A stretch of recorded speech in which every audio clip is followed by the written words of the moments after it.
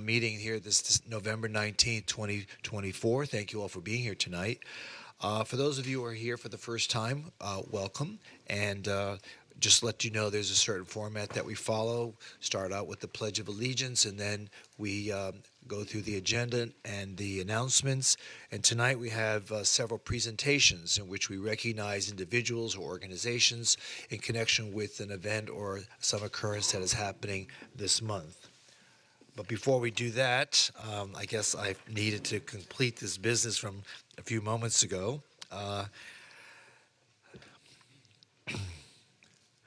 I need to declare that the executive closed-door session of the City Commission is now terminated and the public meeting is now reopened. Okay, got that. Thank you, Mr. Clerk. So, before I was so rudely interrupted, if I could all ask you to please stand so we can join together and recite the Pledge of Allegiance. And I'd like to invite Braden and William Batson from Croissant Park Elementary School to join me at the podium.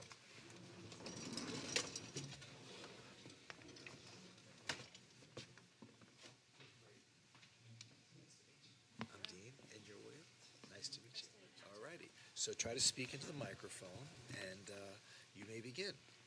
Put your hand on your heart. Your other hand, that's it. Okay. I pledge allegiance to the flag of the United States of America and to the republic for which it stands, one nation, under God, indivisible, with liberty and justice for all. Very good. Thank you so much. And I have a little gift. Wait a minute. Let's give a round of applause, everybody. Thank you. Thank you so much for participating tonight. Okay. You're welcome to come back again. Thank you. Are we taking a picture? Ashley? Yeah. Where's our PR people? Yeah.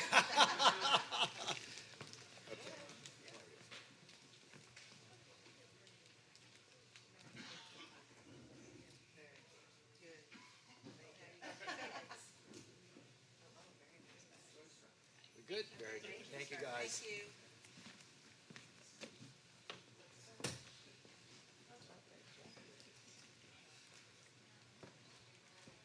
In training.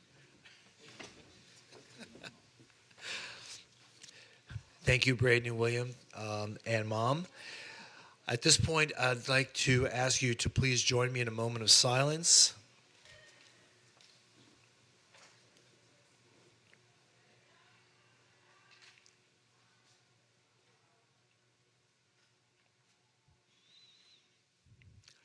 Thank you. Mr. Clerk, please call the roll. Commissioner Herbst. Vice Mayor Glassman. Here. Commissioner Beasley-Pittman. Here. Commissioner Sturman. Here. Mayor Trentalis. Here. I have a few agenda announcements. M1 is being removed from the agenda. A commission has requested that be removed. And a walk-on resolution accepting the certificate of the Broward County Canvassing Board and declaring the results of the 2024 municipal election.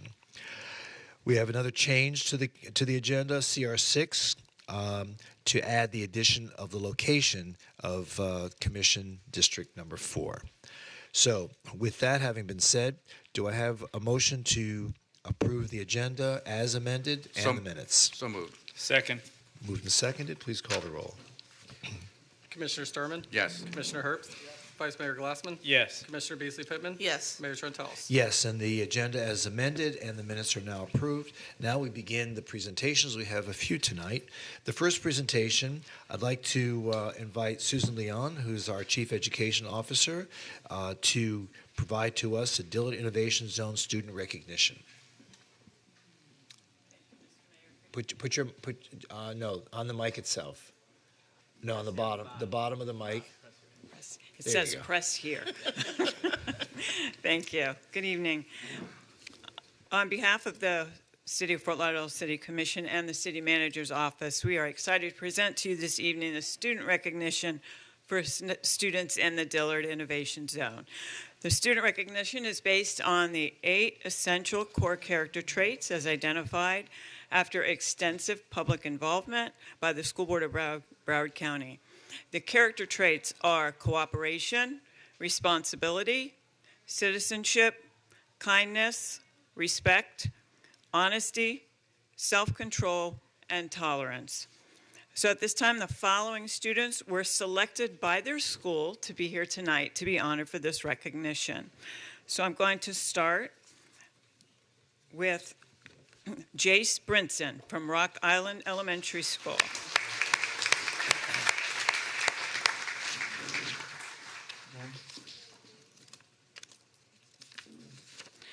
Jace exemplifies outstanding character and is a model student both in and out of the classroom. He consistently demonstrates his great efforts in his schoolwork, academics. He also shines as a caring and supportive big brother to his classmates, his younger sister, and always shows kindness and patience.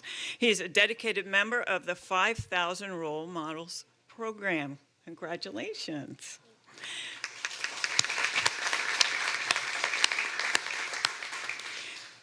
Come back, I'm not done. He's been recognized numerous times as a star student of the week and as a positive influence on others at his school. Congratulations, Jace. Congratulations.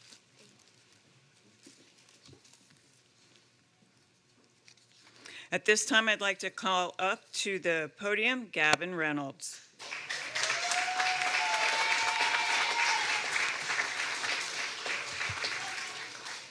Mr. Popularity.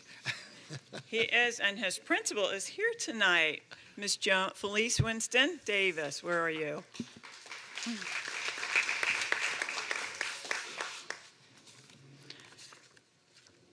At William Dandy Middle School, students must demonstrate outstanding leadership and a clear sense of purpose, and I am proud to say that Gavin has displayed these traits in a first-class manner.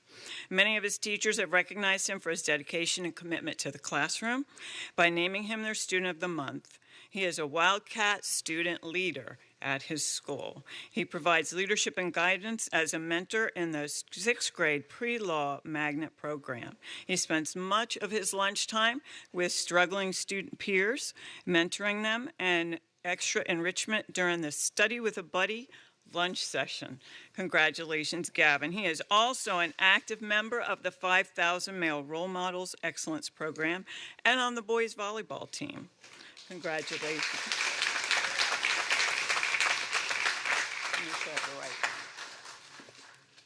Wait a minute.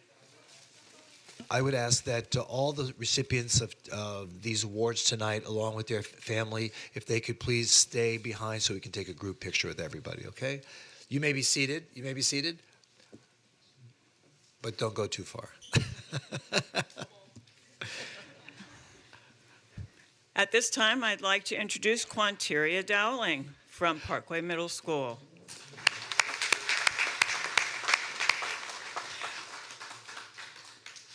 Quanteria was chosen by one of her teachers. She displays all of the 8 essential core character traits in class and is very helpful to others and compassionate about her work. She always volunteers and assists others in the classroom and at school at all times and is an excellent asset to Parkway Middle School. Congratulations. I'm so glad that you came today. Oh, that's not yours. It would help if I gave you the right one. Let me get you again. Congratulations. Nice. Next we have Armani Ponticello.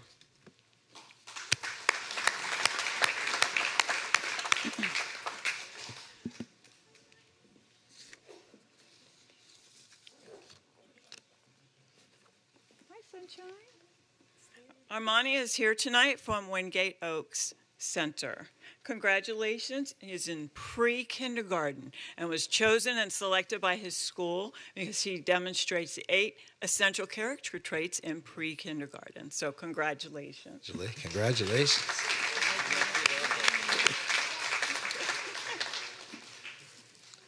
Is he in pre-law also? Congratulations.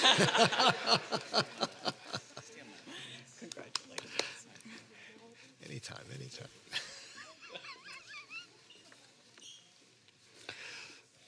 I must confess, I had a few phone calls today and had some cancellations. Some Okay. parents had some emergencies. So is anyone else here for this tonight? Hi. What's your name? Oh, congratulations. I'm excited to introduce to you Philippe Dominique from Westwood Heights Elementary School.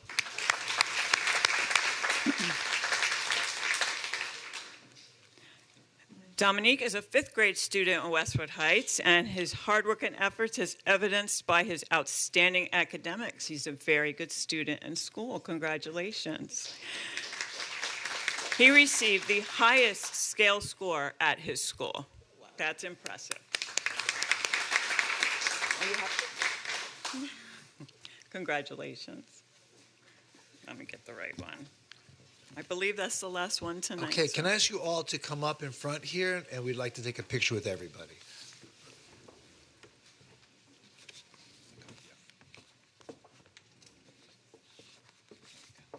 I have a gift for you. Congratulations, sir. You look wonderful.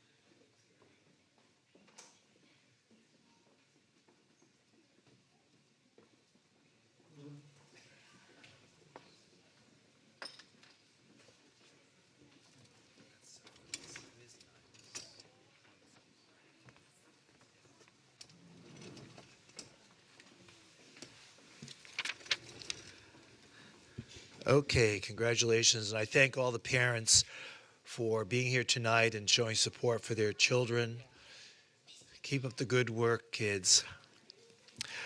Okay, now I'd like to introduce Parker Jacobson Bertanzetti, who is going to be our nominee for the youth chair on the Sustainability Advisory Board. Is Parker here? There she is. Yes, she How are is. you? And just to remind you, I'm Glenn Hadwin, Sustainability Manager. On October 15th, the Sustainability Advisory Board sent a communication recommending creation of an honorary youth, a non-voting youth chair position. And you wanted to meet Parker, and Parker's here. And she has an introduction she wants to read to you. Great. Good evening, Parker. Thank you, Glenn, for the introduction. Good evening, Mr. Mayor and Commission.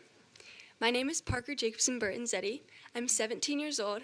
I'm a junior at Pinecrest School and a lifelong resident of Idlewild and Coley Hammock. Last year in my AP Environmental Science class, we watched a documentary by David Attenborough called A Life on Our Planet, and I can vividly remember the closing scene where a lone orangutan sits on the stump of a tree surrounded by a barren forest taken over by deforestation. I can remember crying as I questioned how everyone around me could be so excited for the homecoming game, as our planet is being decimated and no one's doing anything about it. That passion for change is what inspired me to want to make a difference in my own community. As the year went on, I grew more and more interested in sustainable city planning, but when the course ended in May, I knew I wasn't finished learning. I wanted to know what Fort Lauderdale was doing to make a difference, but it didn't stop there. I wanted to be a part of that difference. When I reached out to the Sustainability Advisory Board over the summer about the possibility of creating a youth chair position, I was met with not only open arms, but also open ears. Since August, the board at every meeting has allowed me to voice my opinions about community outreach from the youth perspective, whether I'm talking about outreach on social media or strategies to get a better turnout from my generation at Net Zero workshops. I'm trying my best to open up new opportunities for others my age to be a part of a change that is working towards a better future. With the results of the recent election, striving for sustainability in Florida is going to be more crucial than ever, especially considering the fact that our state is largely susceptible to rising sea levels and extreme weather patterns. This is an issue in Fort Lauderdale that's going to need all hands on deck, and I want to be able to include more youth that care about sustainability as much as I do. Thank you. Congratulations.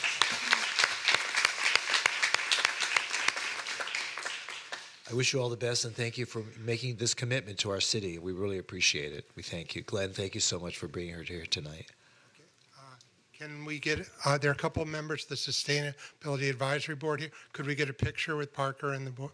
Oh, absolutely. Yeah. Are they here? Yes. Hey, come on up.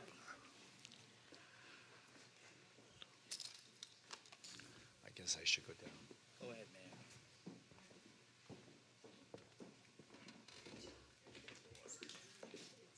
Why don't we do it in front of Okay. over here?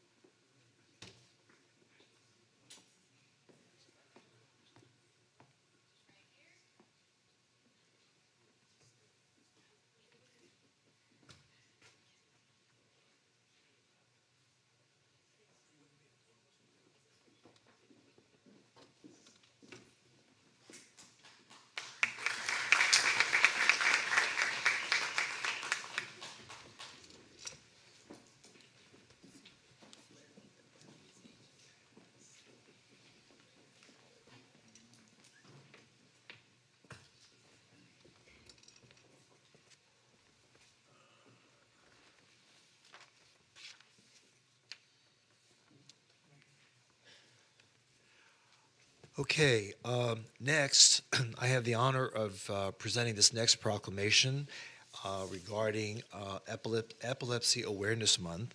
And I'd like to know if Luis Martinez is here. Could you please join me at the podium?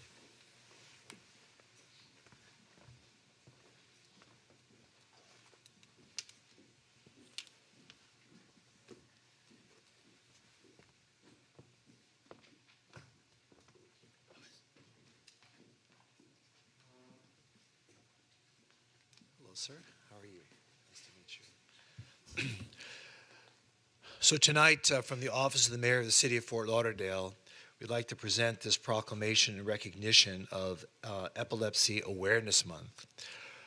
Whereas epilepsy is a complex brain disorder characterized by recurrent and unprovoked seizures, seizures that can affect people of any age, at any time, negatively impacting their health and quality of life. Epilepsy is a spectrum disorder encompassing diverse diagnoses, experiences, and a wide range of seizure types, comorbidities, that was a big word, control, severity, and outcomes, each unique to the individual.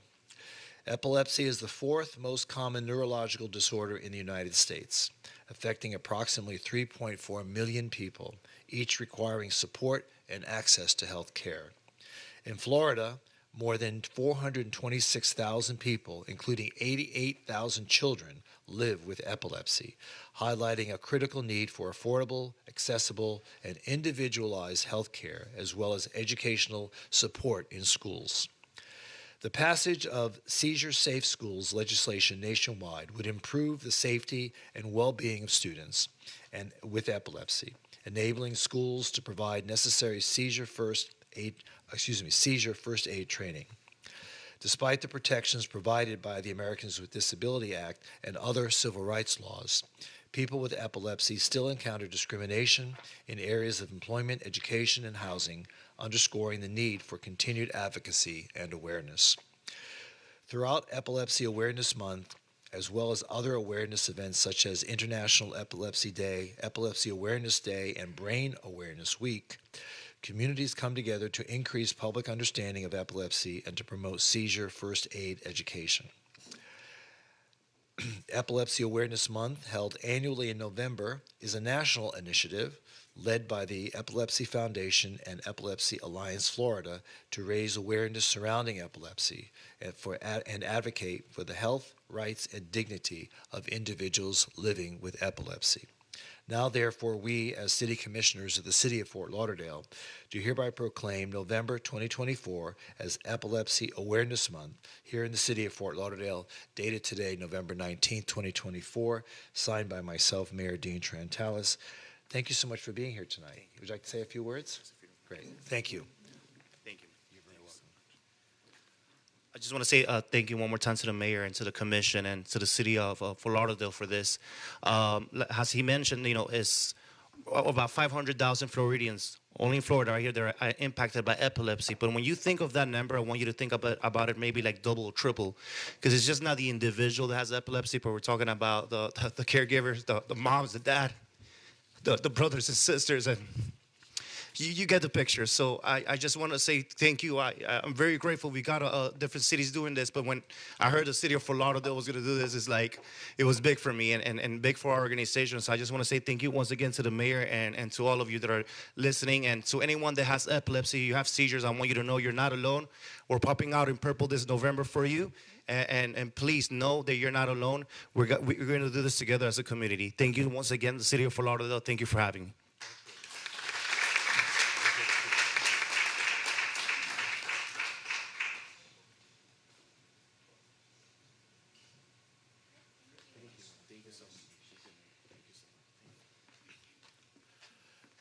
So before we conclude our presentations tonight, I have a special honor and recognition that I would like to begin and make this presentation.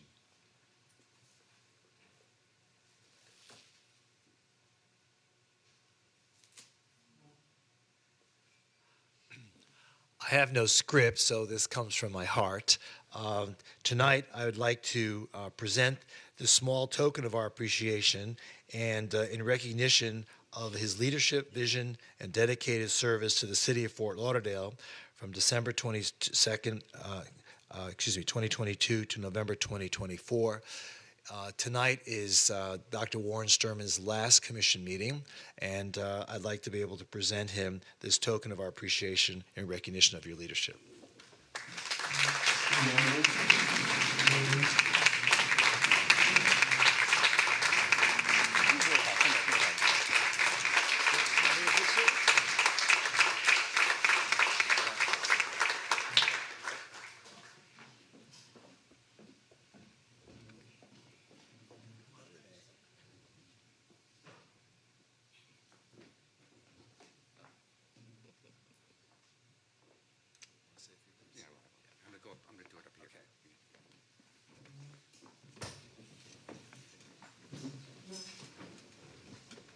Wow, what a surprise.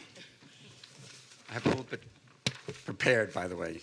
I do want to say a few words, and I know Mr. Mayor and, first of all, colleagues up here, thank you very much. I'm usually a man of few words. I'm going to get even with you tonight. I have a few things. I do want to have a few thank yous I'm going to come with, but before I begin, I'm going to do another thing. I do want to talk about April and what happened with the floods and a little background and how proud I am of the community and let people know the story behind the story. Do I have 2 minutes, or could I Take your time. Take your time. Okay. As you probably know, I'll set the clock. I think it was the year 2001. I don't have a speech. It's just some thoughts I have here. 2001, I joined the CERT team, and it was a great experience. Chief Golan and your whole staff. I think I went through 6 or 8 weeks of training. I got out of the training, and I said, I want to be part of this team. So I called, I think her name was, I just had her name a minute ago. It escapes me. And I said, I'd like to join the CERT team. And she goes, sure. It was back then neighborhood bound. And she says, go look on the sheet. I'll send you a sheet and look at the person on your neighborhood who's the leader of the CERT team. And I go, great. There was about 8 neighborhoods. There was 8 people. And I looked down there in Rio Vista, and the person in heart of the team was me. I go, wait a minute, you don't really have a team here, do you? And says, oh, no, we don't. So we formed our CERT team back then. I got together with some of the other leaders, and notably Victoria Park was fairly well organized. And over the course of time, we've organized that and trained over, I think, Steve, well over 1,000 people have graduated from that program and become a first responder during hurricanes and disasters and the like. Flash forward to the year about 2019. And from CERT, I had joined up for something called the Medical Reserve Corps. It was similar to CERT, but response to disasters countywide with medical personnel. And it was with the Department of Health, and they had to let it become inactive. So I had applied, and we just started to reactivate it. And Chris Lagerbroom called me at the beginning of COVID, and he said, listen, I know that you're involved with the Medical Reserve Corps. We're going to start doing some testing, and we're going to be doing some vaccination out in the city, in the county. Do you have volunteers that you could help us with? I go, sure, we have one. And it was me. And it was, and we've partnered with the United Way, and with the Broward County Medical Association, and we grew it within a few months to 1,700 volunteers. So, I mean, anybody in the audience, if you've gone to any of the 20-some-odd tents during COVID and either been vaccinated or got tested, raise your hand out there if you can. Okay, you guys were meted by one of the people that we recruited, trained, and deployed out there. And the reason I'm giving you that background is, once again, we were called upon in April of last year to come together and show our community what we're made of when the chips are down. I was with the city manager. We were going to be taking a tour of BSO, and it started to rain, and it got harder and harder. And I go, Greg, I think this is going to be a little bit bigger than we thought. That first night, I know my staff is over there, and I'm going to have them come down in a minute, but it ended up becoming much worse than we thought. And right off the bat, our staff kicked in. Over the next 48 hours, we didn't get one drop of sleep. We immediately set up a chain to all the HOA presidents. We were teaming up with them, doing rescues. The city manager, realizing I had done a lot with volunteers and with disaster response, I was privileged that he gave me the authority to coordinate all the volunteer efforts with April. With the April floods, and it was outstanding to say the least. Within the first day, we had set up a reunification center out by the Winn-Dixie. He had asked me to help find a location and set up a temporary shelter, which we did over at Holiday Park. We sort of adopted that. After the flood, my staff and all the volunteers, we adopted the shelter. We found and worked with the Red Cross, worked with what was it called? Samaritan Purse, I think was the name of the organization.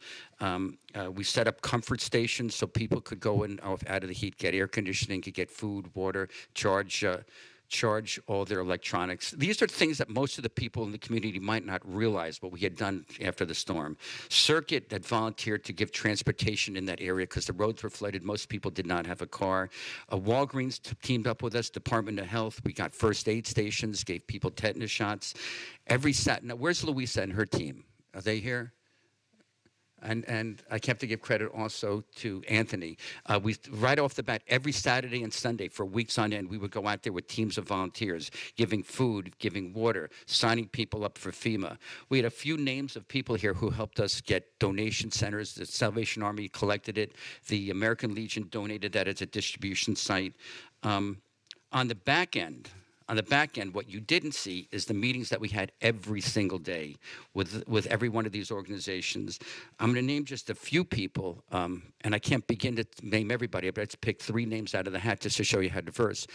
People that you might not agree with politically, you might not think that they're on the right end of the table with, whatever agenda item is coming before us, but put everything aside to help out.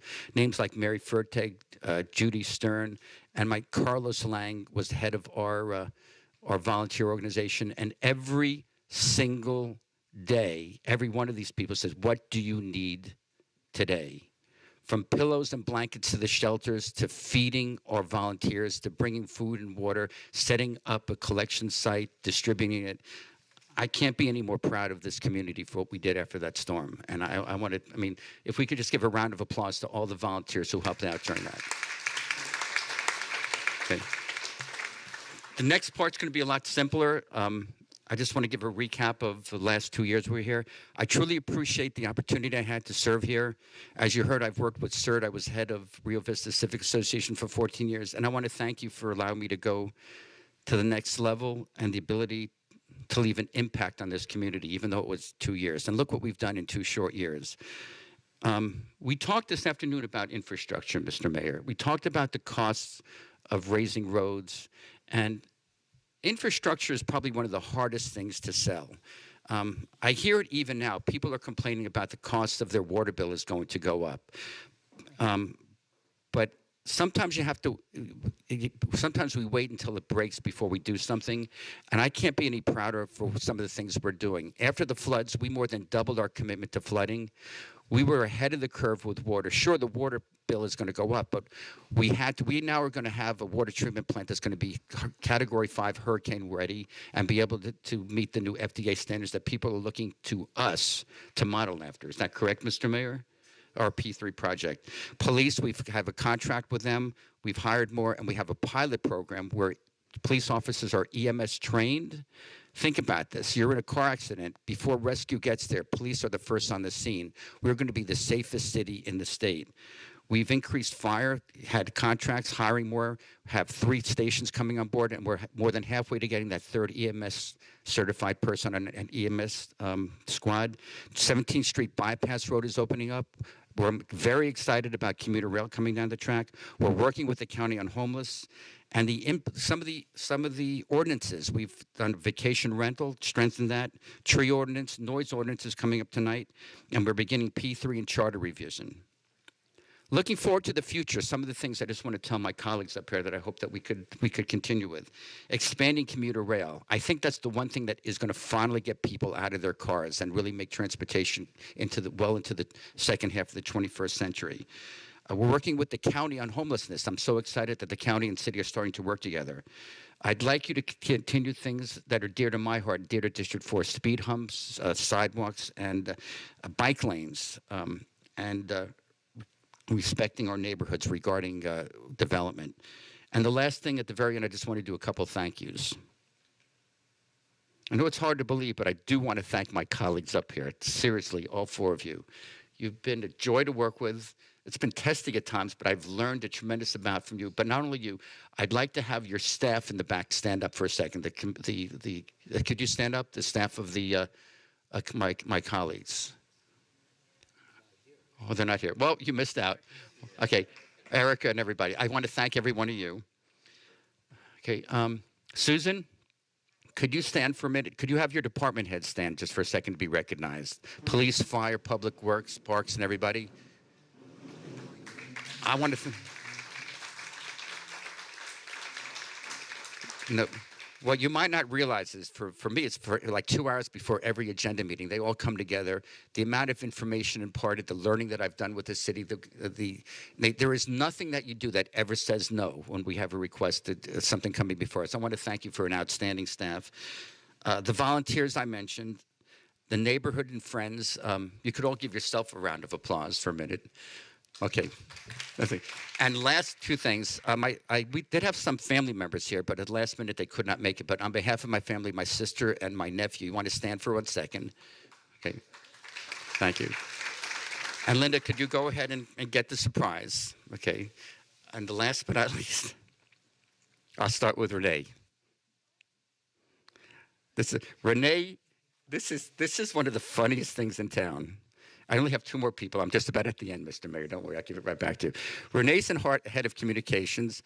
I've never met a shyer person in my life. She does not like being in front of the limelight over here. Renee, you've been me from the beginning. No, you got to come up. I'm sorry, you can't hide anymore. You've been there from the.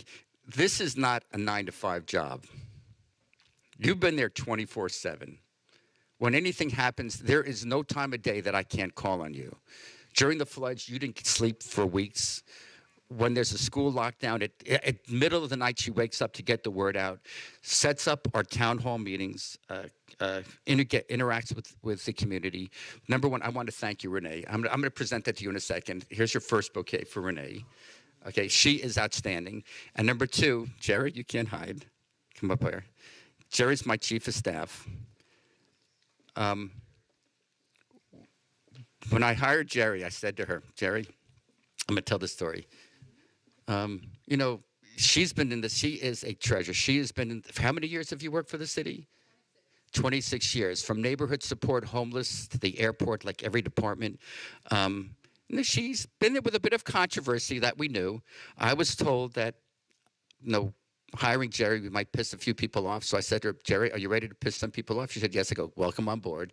She has scrutinized every agenda. She is the biggest watchdog. She watches out for everybody out there, not just for the district. Goes over budget. And she has dedicated her life to the city. She loves the city of Fort Lauderdale. You are what made us a success. I cannot thank you enough. Thank you both so much.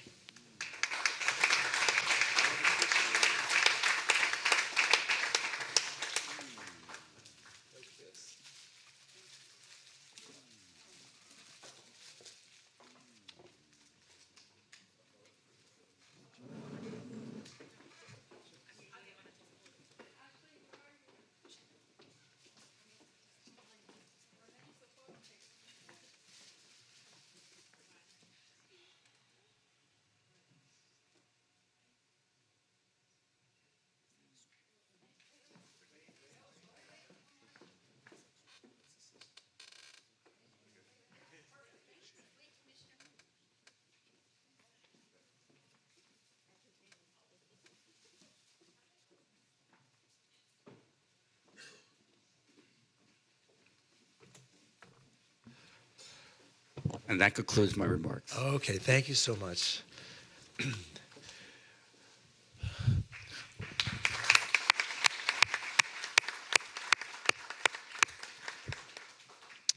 So at this point, we now move on to our regular agenda, and we proceed on to what's called the consent agenda. This is an opportunity for the City Commission to vote on a number of items all at once, and it involves quite a few different items. If there is an item on the consent agenda that any member of this commission would like to pull and vote on it separately, I would now ask each member of the commission if there's any such item they'd like to pull. Commissioner Herbst? Commissioner Beasley Pittman? None. Vice Mayor? CP1. CP1, okay. And Commissioner Sturman? None. None.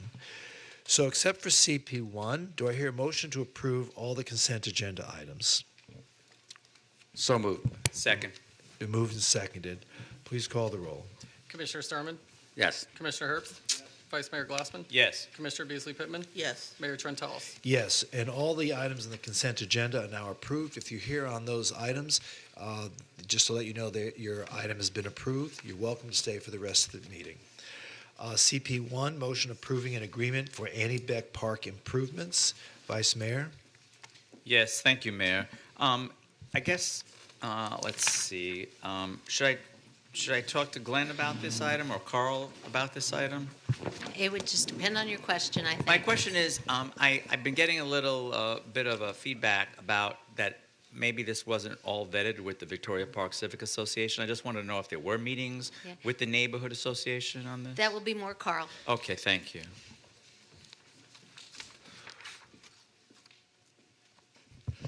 Good evening, Vice Mayor. Carl Williams, Parks and Recreation Director. So as we did our outreach, this was all part of the outreach that was done back in 2019, 2020, once the bond was approved. We took the information back from the community and developed a list of items and then spewed out a design and built it off of that. Well, my question is, that's been about 4 or 5 years. So here, because I'm getting questions about we don't know what this is. No one came and spoke to us. There's been a new board in place now at the Victoria Park Civic Association for, I guess, about 6 to 8 months. But I'm just getting inquiries about what is this? No one spoke to us. I'm just going to recommend, is there an urgency to this, or can we maybe get you on their agenda? I just would feel more comfortable if the neighborhood association was just a little bit more involved with this and you could hear some feedback from them. Is there a sense of urgency to this, or can we wait a couple of meetings? Or if you could get, Erica could help put you in touch with Melissa, the president, and maybe we could just have a little bit of interaction. They meet the first Wednesday of every month. What do you think? Or is there a sense of urgency? Yeah. So the only thing I'm not sure about the bid and how long the pricing is good for.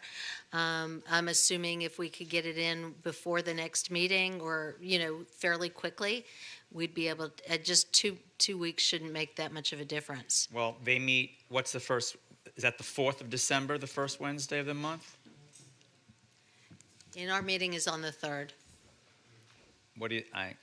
So it would have to be to come to us on like the 17th of December. Is that doable, or is that a problem? No, we can do that.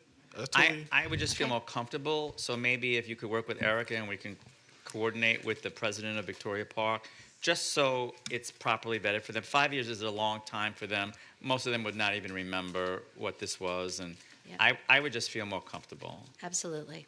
Is that okay? Yeah.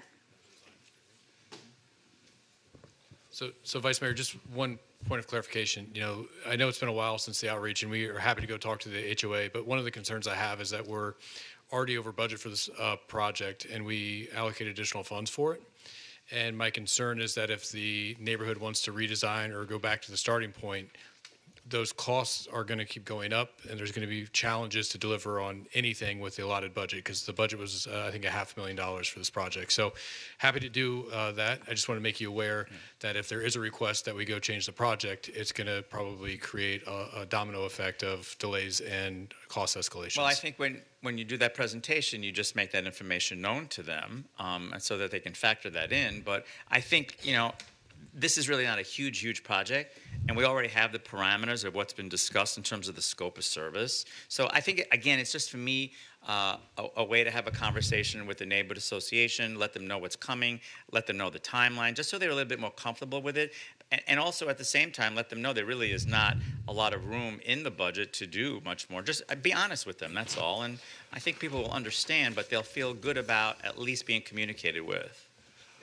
I think your point has a lot of merit, but you open a can of worms here, because if we have to go back and reevaluate and inform each neighborhood association for $200 million worth of park projects, it's going to compromise some of the types of projects that we want to go forward with. I mean, I understand what you're saying, because it has been a number of years since this was originally approved, but this was all part of the representation that was made to the city as to what each neighborhood wanted for their neighborhood, for their allocation of the funds. So, I would hate for each project to be questioned, as we move forward, unless it's an egregious change or something that no one anticipated. It sounds to me like everyone knew this was going to happen. Well, not really. Again, only because of the turnover in the last 5 years in terms of their leadership and in terms of folks that are attending the meetings. Again, I think that they can be reminded that this did go through a public engagement process 4 or 5 years ago. Again, just to remind them of the process, what we've been through, and again, just to have that kind of face-to-face interaction, so they feel that communication, so they feel that courtesy, if you will, that they feel that discussion is happening. Again, they will be very limited in terms of, you're not going to take a $500,000 project with the scope that's included here and turn it into anything much more.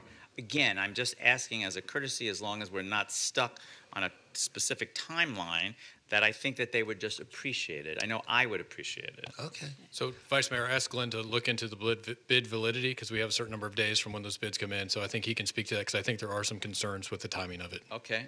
And what are those? Because we received just a single proposal, Commissioner, and we negotiated extensively with PRM Engineering and Contracting. We not only negotiated pricing, we further, negotiated just the scope, and we did inform PRM that we were going to schedule this item before you today, and he's holding his prices until pretty much by the end of the week. It's the only way he was able to move forward with this. He's been working with his suppliers. The suppliers were able to guarantee him the pricing so long as the contract is approved today, and then we go back to the firm and execute the agreement. And we can still go to that meeting at Victoria Park and just talk to them about the project and the timing and what it'll mean from, traffic I mean, or we can any of still those go other ahead with issues. it. We They can just do- have a special meeting to explain what's going to happen. No, Yeah. I understand that. Unfortunately, I would just say that maybe in the future we just think about that. If these are 5-year-old, public engagement situations in all the neighborhoods, I think just a heads up prior to it coming to us would just be greatly appreciated. I certainly understand it. I don't want to, take a chance of all of a sudden we lose the pricing. But I would still ask that maybe folks go to the December 4th meeting in Victoria Park and have that conversation with them. Let them know, what we were up against in terms of this, and just let them know what's coming. Let them know the timeline. Just keep them informed, and just so that they feel that they know. That's all. All right. So would you like to move the item? Well, that's a good question. Yes, of course I will. Okay. Would someone like to second it? I'll second. It's been moved and seconded. Any further questions? Please call the roll. Commissioner Sturman? Yes. Commissioner Herbst? Yes. Vice Mayor Glassman? Yes. Commissioner Beasley Pittman? Yes. Mayor Trentalis? Yes, and that item is now approved. M1 has been removed from the agenda. M2, motion rejecting single bid for Barrier Island parking wayfinding signage. Invitation to bid. Anyone have any questions? No one has signed up to speak. Please call someone like to make the motion. Make the motion. This is a motion rejecting the bid, right? Right. Yeah, make the motion. It's been moved and seconded. Commissioner Herbst moved Okay. it. Commissioner Sturman seconded it. I'll second. Commissioner Sturman? Yes. Commissioner Herbst? Yes. Vice Mayor Glassman? Before I vote, because we're on the Barrier Island parking wayfinding signage. M2, yes, Yeah. M2. Yes. So, again, I just want to make sure that we're working with the Central Beach Alliance and the neighborhood to figure out what it is we're going to do exactly. Obviously, the pricing came in way above what we had budgeted.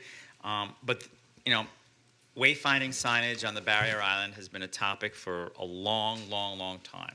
So I would just like to see us come to some meeting of the minds with the neighborhood, figure out what we're going to do here, and maybe look for some alternatives. But again, I just want to stress that I don't want this just to die, but I would like to see us figure out a way to get something accomplished. Maybe we're just going to reduce the scope. Maybe we're not going to have as many signs. And in my opinion, too much signage all over the place is a little bit like, some visual pollution anyway. But let's figure out what's important. Let's figure out what I hear all the time is they come over the Las Olas Bridge heading east, and no one knows how to get to the garage because it's very tricky there. Very tricky. Las Olas Circle, Well, you et cetera. cross the bridge and you see the garage. No, you can't get. No. But you can't make that left. It's tricky. Trust me. So again, let's figure out what we need signage for. Whether it's the major venues, whether it's how to get the parking garage, easily, whatever it is. But I'm just saying, can we just not let this die? And let's have a conversation with the neighborhood so we can figure out what we all want within our budget. That's Okay, all. very good. Thank you. Yes or no? Yes. Commissioner Beasley Pittman? Yes. Mayor Trentalis? Yes, and that motion rejecting the single bid is now approved. M3, motion approving an agreement for the purchase and installation of boat motors. No one signed up to speak. Someone would like to move the item? Been moved. Do I hear a second? Moved and seconded. Commissioner Sturman? Yes. Commissioner Herbst? Yes. Vice Mayor Glassman?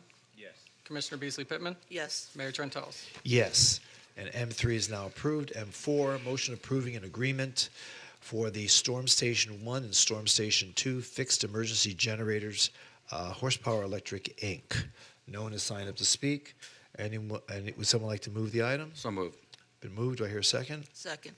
Been moved and seconded. Please call the roll.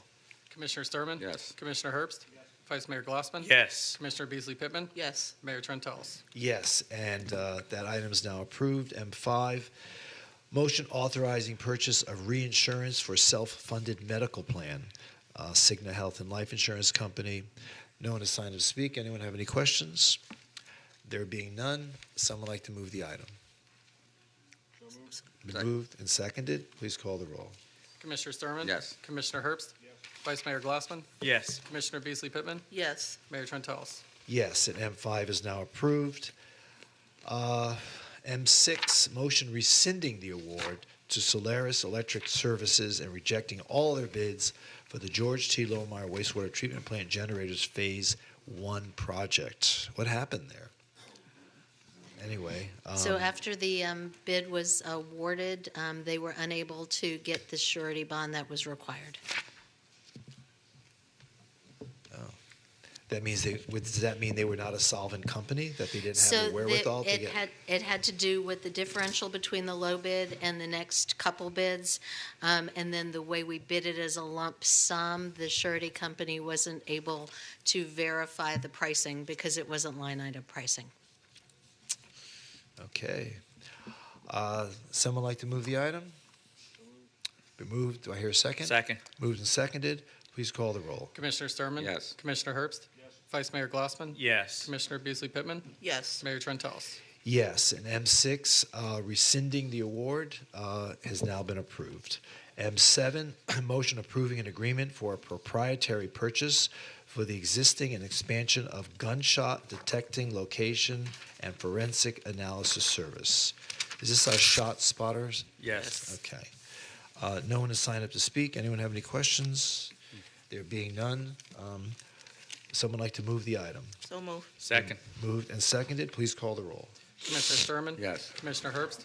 Vice Mayor Glassman? Yes. Commissioner Beasley Pittman? Yes. Mayor Trentalis? Yes, and M7 is now approved. R1, appointment of board and committee members. Mr. Clerk, please read the names into the record. Yes.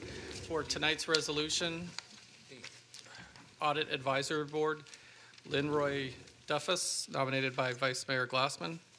Budget Advisory Board, Prabhuling Patel, nominated by Commissioner Sturman. Police and Firefighters Retirement System Board of Trustees, Jim Noggle, nominated by Commissioner Sturman. Public Art and Placement Advisory Board, Phoenix Lynn Marks, nominated by Commissioner Sturman. And we have one additional name to add, if we can, for Board of Adjustment. That's Jason Hagopian. And he is currently serving in the alternate position to be moved up to a full position. And that rounds it out. Okay, anyone have any questions, modifications, or additions? There being none, would someone like to introduce the resolution? Introduce The resolution's been introduced. And that's as amended. as amended. Thank you. A resolution of the City Commission of the City of Fort Lauderdale, Florida, appointing or nominating, if applicable, board and committee members set forth in the exhibit attached here to and made a part hereof. Commissioner Sturman? Yes. Commissioner Herbst? Vice Mayor Glassman? Yes. Commissioner Beasley Pittman? Yes. Mayor Trentalis? Yes, and R1 is now approved. I want to thank all those folks for committing to Fort Lauderdale to serve on the board or committees. Thank you. R2, resolution authorizing the city manager to execute a Florida Power and Light easement agreement for an underground easement located at 1300 to 1350 West Broward Boulevard. This is at the Fort Lauderdale Police Headquarters. No one has signed up to speak. Someone like to introduce the resolution? Introduced. Second. It's been introduced. Please call the roll.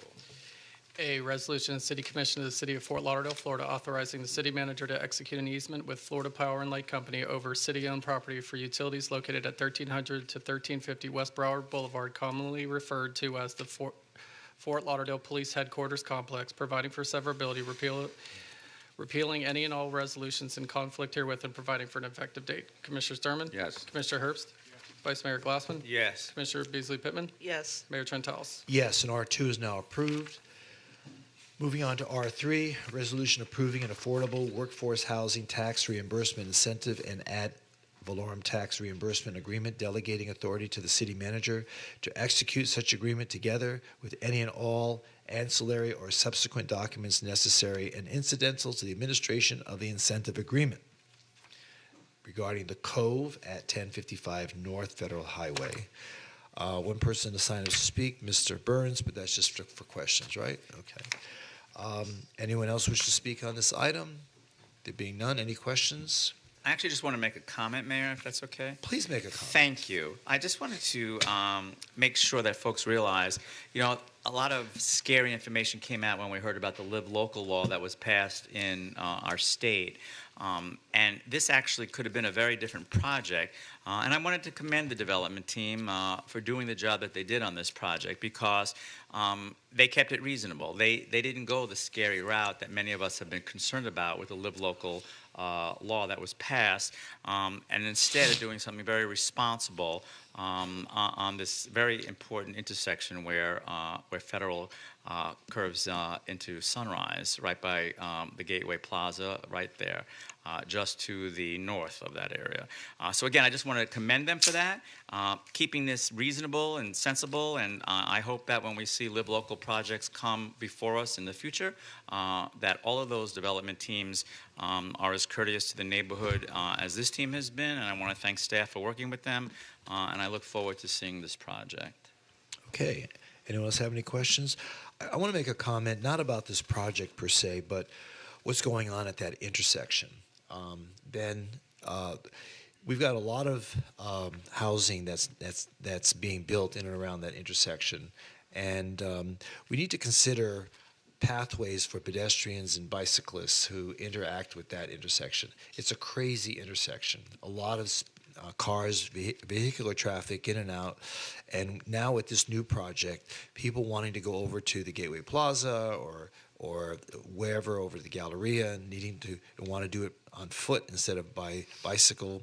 We need to consider what options we have to make pedestrian pathways and bikeways safer for each and every one of them. So, but anyway, thank you, Mr. Burns, for putting forward this project.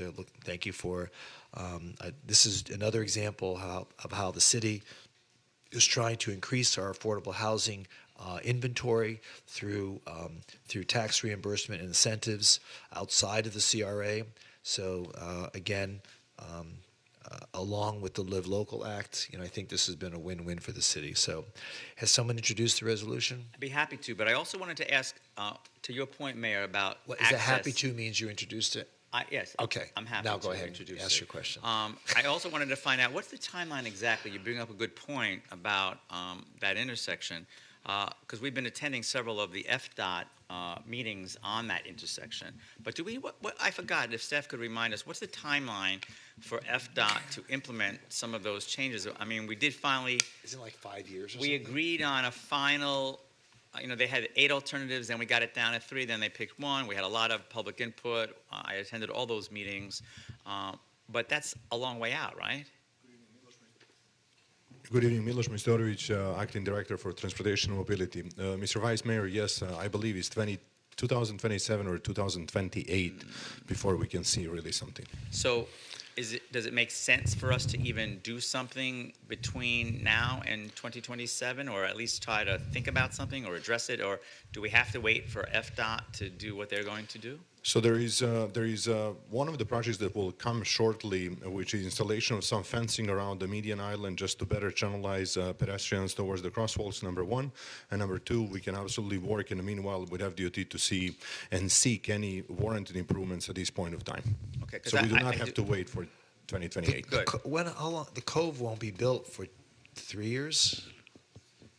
Yeah. Okay. Well, could be right around the time. Yeah, perfect time. Thank you. Thank you, Miloš. Okay, please call the roll.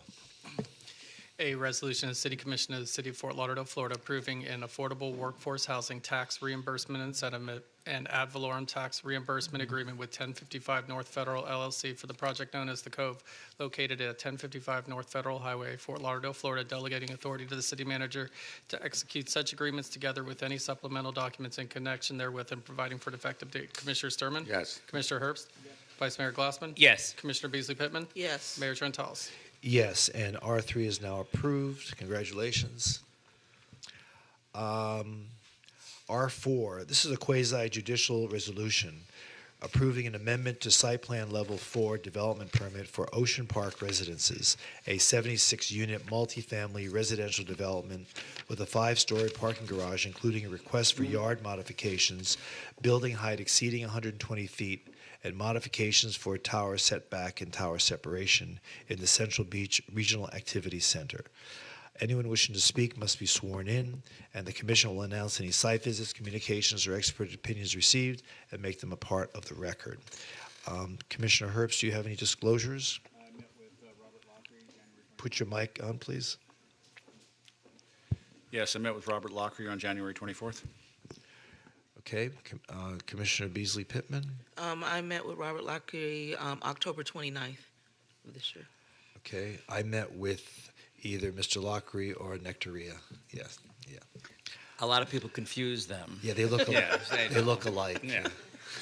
They do. Vice Mayor, are you confused? No, I'm not confused, Okay. Mayor, but thank you for asking. I met with Nectaria on January 17th, 2024. I attended every single Central Beach Alliance meeting where this project was discussed over the years and have done numerous site visits. That's it. Okay. And Commissioner Sturman? Robert Lockery. Okay. All right. So we have several people who've signed up to speak. Nectaria, that's just for questions. You're here, but stand by in case we do need you. Tad Wooten, is Tad here? Followed by Peter Heckenbleichner. Peter, are you here? Yes, he is. I'm sorry, did I butcher your name? Yes, you did. Okay, we'll start with them. Hello, Tad. Can you push that button right below? Great, thank you. So Tad Wooten with the Carlton Condominium. I'm on the board of directors. We are in support of this project. Have fully supported them throughout this process. Have been in constant communication with Integra, and we are looking forward to having this building built in our neighborhood. We are just east of the site, and there's been nothing but positive and good communication and coordination. Okay. Thank you. Thank you. I met Vinny of Franco and Vinny's the other day, and he just misses the restaurant. Anyway, you're good. No, you were good. It was on. It was on. It was on. Peter. Thank you. My name is Peter Heckenbleichner. I am a member of the board of the Sunrise East Condominium Association, and I'm joined with the president and the vice president of the association here tonight. We very strongly support the Park and Ocean redevelopment of the former Vinny and Franco and Vinny site. We can't wait for it to get started. We're glad to see that the site's been cleared, and that's a good first step. One thing I wanted to bring to the attention of the commission is that we have worked with the developer to create on-street parking, which is very important to Sunrise East because when the drawbridge was created, we lost parking and we lost our access on Sunrise Boulevard. And so we've been renting property from Franco and Vinny and Integra since then, but obviously that can't happen going forward. So the parking spaces, 11 parking spaces on Northeast 9th Court are very important to us, and it seems like from previous discussion with staff that some acknowledgement of that by the commission would be helpful to make that happen at the right time. Okay. All right. Thank you so much. Is it Meinrad? Did I get that wrong? Meinrad from 20. Okay, he spoke for both of you. Okay, all right. Okay, thank you. Anyone else wish to speak on this item? There being none, someone like to move to close public hearing? Oh, wait a minute, I have one more person. Daniel Dugan. Daniel? You don't need to speak? Okay. You swore yourself in and everything? He just wanted a sticker. I understand.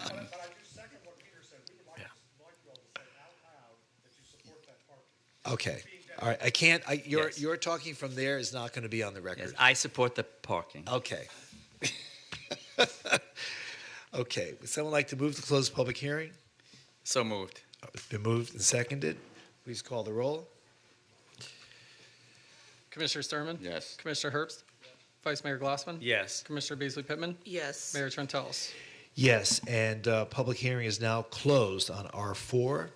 Someone like to introduce the resolution? Introduced. Resolution's been introduced. And that's for approval? Yes. Thank you. A resolution of the City Commission of the City of Fort Lauderdale, Florida, approving amendments to the Site Plan Level 4 Beach Development Permit for a multifamily residential project proposed at 2851-2901 Northeast 9th Court, Fort Lauderdale, Florida, having a land use designation of Central Beach Regional Activity Center in the Sunrise Lane Area Zoning District to add 22 multifamily residential units, 3 additional floors for a total of 14 stories, eliminating the hotel and underground garage previously approved and replacing with a 5-story above-ground parking garage, a rooftop pool amenity deck, a rooftop amenity deck above the parking garage containing a pickleball court and an additional resident amenity space, and a request for yard modifications of building height exceeding 120 feet and modifications for tower setback and tower separation. Commissioner Sturman? Yes. Commissioner Herbst? Vice Mayor Glassman? Before I vote, I just wanted to say, well, this has been several years of meetings and a lot of neighborhood input, and we went through several site plan iterations. I just want to say I think we've hit upon a winner here. I also want my colleagues to know that I did witness something on September 26th, something rare, for the Central Beach Alliance. I've been attending those meetings for more than 20 years. I do not ever really remember a unanimous vote on a development project by the Central Beach Alliance. So I think that says a lot. I think that shows how much the development team worked with all of the neighboring condos and co-ops, and I appreciate the neighborhood's passion about this and making sure that this works. So I just wanted to mention that because, again, a unanimous vote in favor of a development project says a lot for the working relationship between the neighborhood and the development team. And I wanted to say thank you, and I'm happy to vote yes on this. Is that a vote yes? I just said I'm happy to vote yes on this. Well, yes. that doesn't mean you voted yes. Well, I'm voting yes. Okay. Thank you. Commissioner Beasley Pittman? Yes. Mayor Trentalis? Yes. And that item is now approved. Thank you.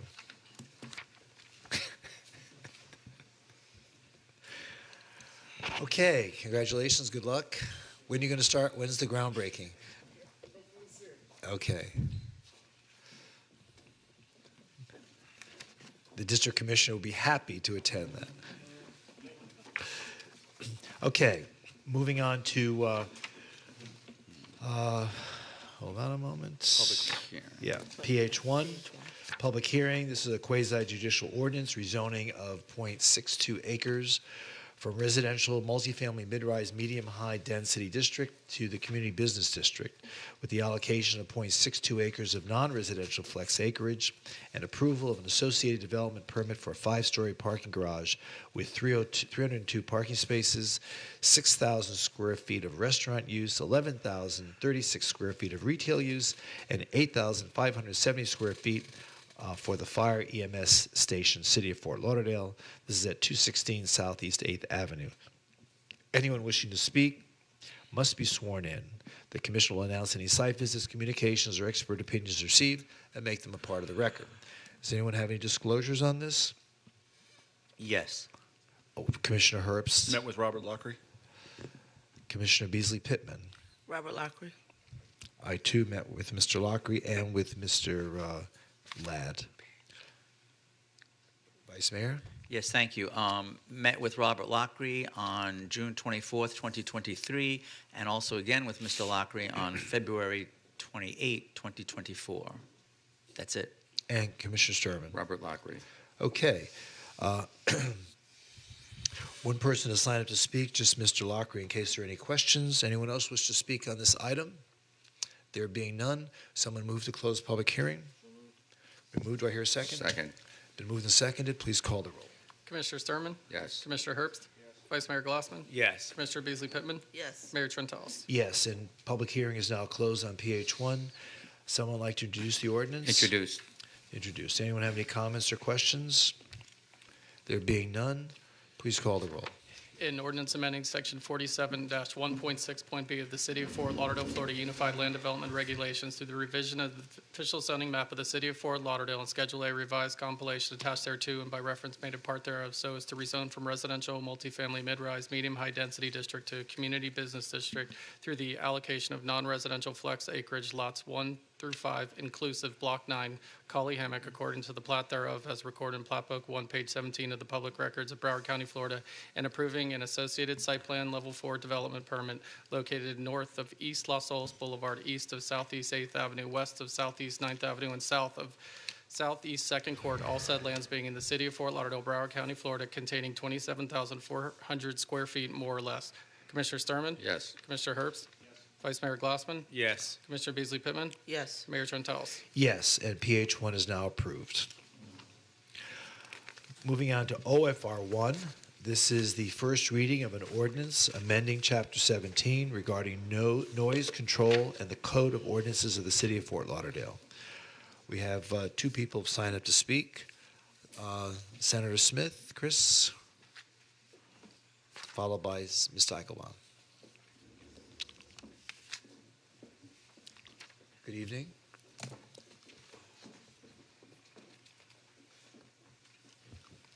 Thank you, Mr. Mayor. Tonight I speak on behalf of Smitty's Wings, our business on Sistrunk. When I read about the ordinance that's coming before you, again, I was very concerned because as a business, we've been, I think, 11 complaints for noise, but only one verified, and that verification came 5 minutes after 10 o'clock. Very aware of the ordinance that the volume has to change at 10 o'clock, and so we make sure of that. And the one time that we did get cited, it was at 10:05. So as you consider this ordinance and consider, I know the focus isn't on Sistrunk Boulevard and on our establishment. There's other parts of the city where you're focusing on. But let's just keep in mind, you are dealing with businesses, and is it the wish of the city to fine or to take care of the noise?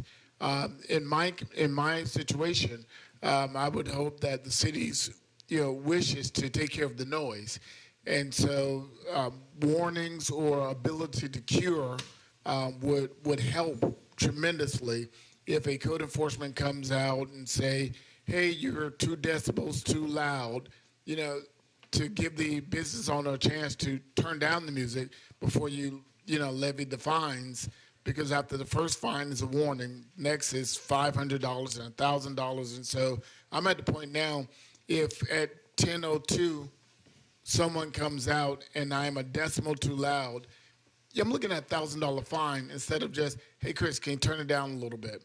So as we consider these ordinances, let's also consider, what is the goal behind this?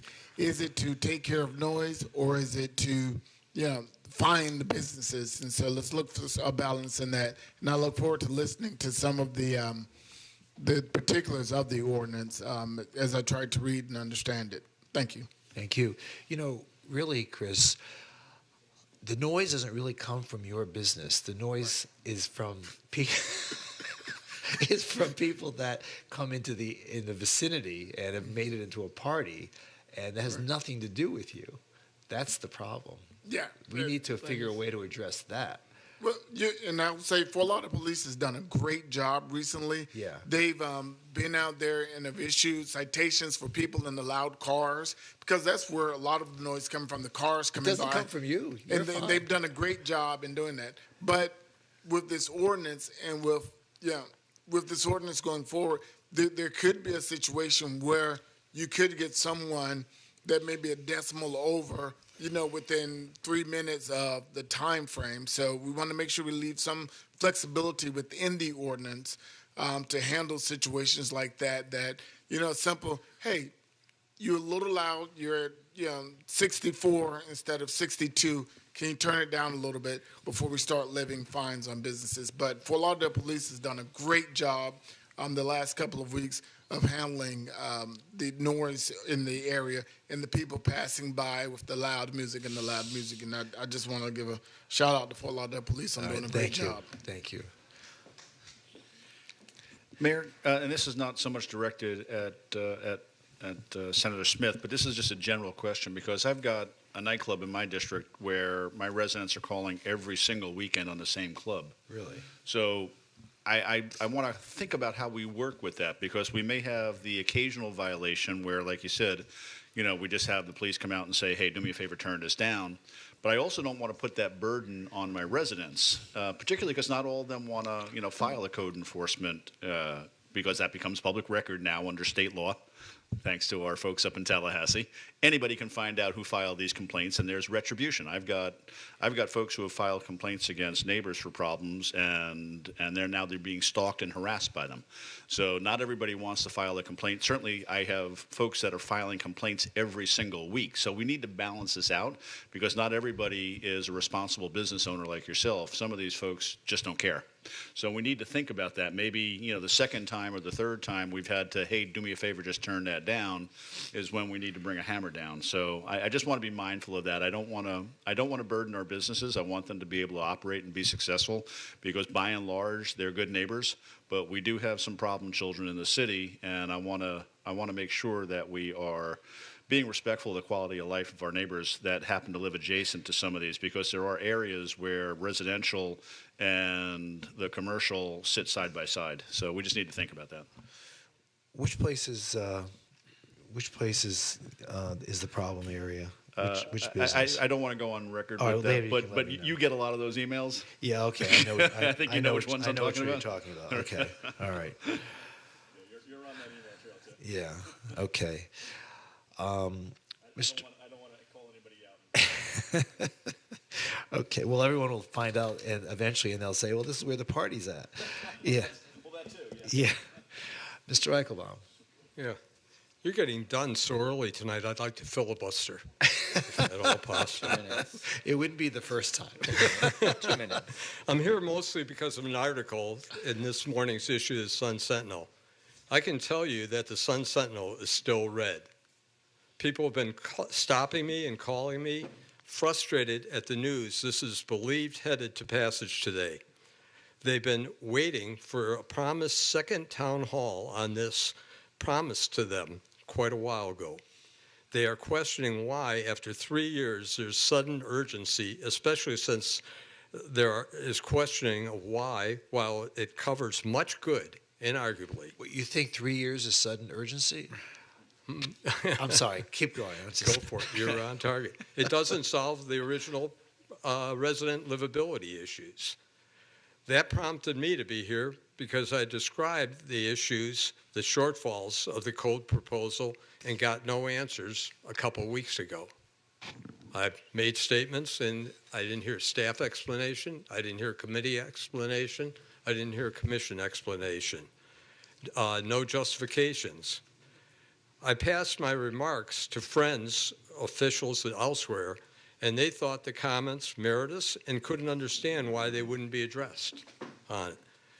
The other part of the article this morning, the mayor and someone else saying downtowns needed vitality and noise. We all agree. The mayor did not say that. That was Mr. Petrillo who said that. The mayor did not say that. I believe you're quoted as it. No, the mayor did not say we need noise.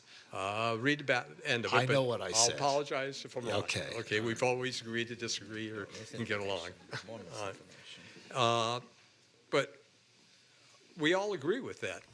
We don't have trouble with that statement at all. But we're blown away when the other person acknowledged having a sound machine for his downtown living existence. These buildings are built to urban standards.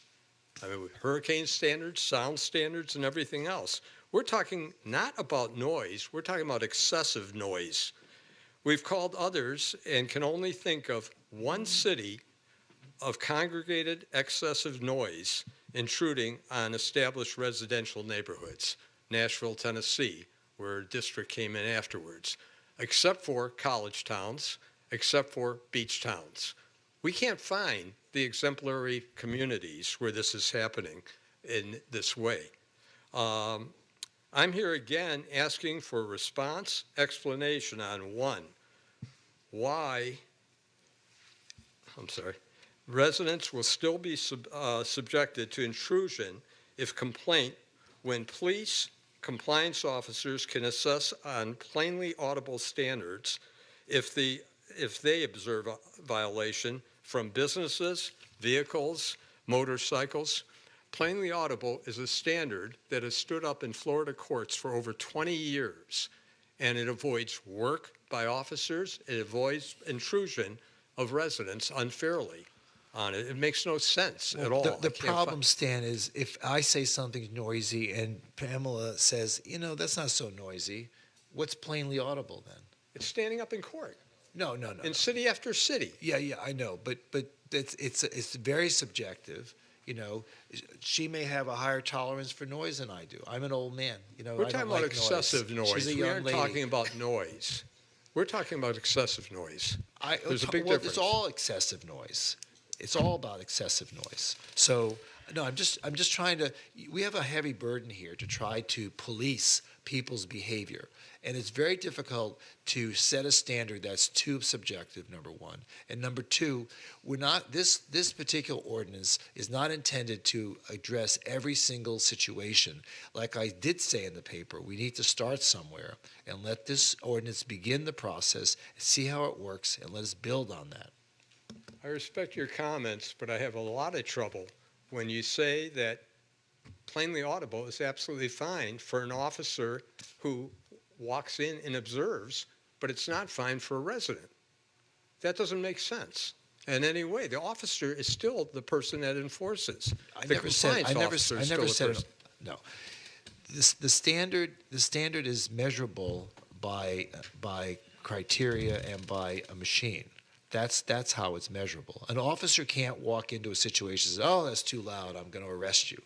That's not how. Better read your code. I know how the code reads, but there's still a subtext to all of that. There is a standard.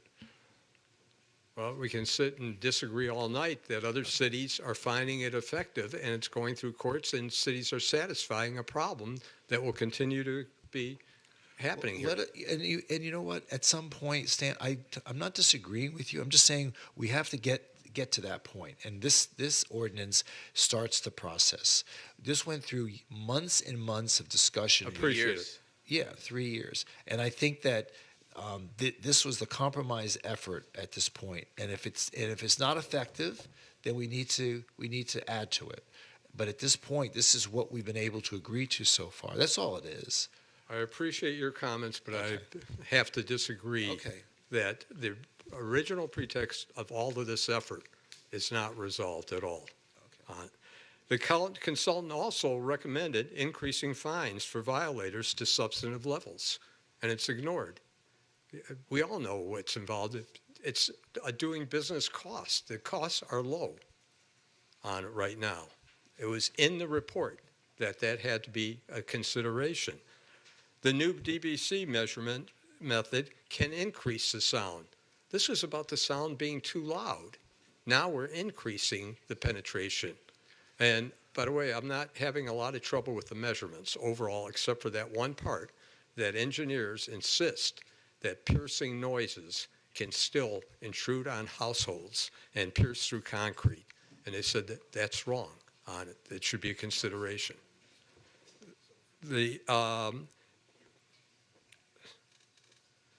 The other one, a very simple one to solve, is the direction of exterior speakers, which can solve a lot of problems very quickly. Outpointing speakers make no sense at all. We went through hellish contentions when I headed the Civic Association, and it was resolved when the speakers were turned inward. We aren't trying to fight with things. We just want sensibility out of the thing. That's not a hard one all the way around.